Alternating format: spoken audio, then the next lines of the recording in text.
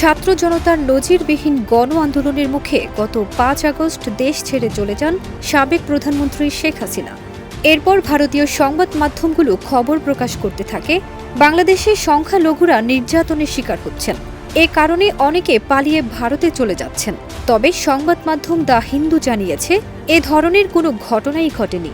হাসিনা সরকার পতনের পর দলে দলে মানুষের ভারতে পালিয়ে যাওয়া বা ভারতে ঢোকার কোনো চেষ্টাই হয়নি। ১ ডিসেম্বর দ্য হিন্দুর এক প্রতিবেদনে এই তথ্য জানানো হয়েছে।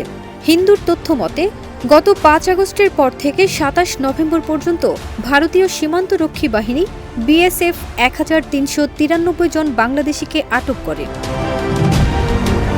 প্রতিবেদনে বলা হয়েছে, শেখ হাসিনার পতনের আগে চলতি বছরের ১ জানুয়ারি থেকে ৪ আগস্ট পর্যন্ত ১১৪৪ জনকে অনুপ্রবেশের সময় আটক করেছিল বিএসএফ, যার অর্থ সরকার পতনের পর হাজার হাজার মানুষের সীমান্ত পাড়ি দেওয়ার কোনো ঘটনাই ঘটেনি। প্রতিবেদনে আরও বলা হয়েছে, গত ৬ বছরের সরকারি তথ্য মতে বাংলাদেশে বড় ধরনের রাজনৈতিক পরিবর্তনের পর ভারতে প্রবেশ বা ত্যাগ করার সময় আটকে পড়া অনিবন্ধিত মানুষের সংখ্যা উল্লেখযোগ্যভাবে বৃদ্ধি পায়নি।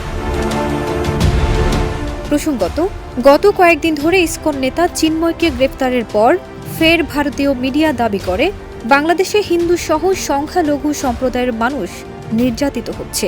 তবে এখন পর্যন্ত চিন্ময় ইস্যু নিয়ে এ ধরনের কোনো পরিস্থিতি সৃষ্টি হয়নি বলে দেশটির সীমান্তরক্ষী বাহিনী বিএসএফের বরাত দিয়ে জানিয়েছে দ্য হিন্দু। ফারজানা নিকিতা, দেশ রূপান্তর।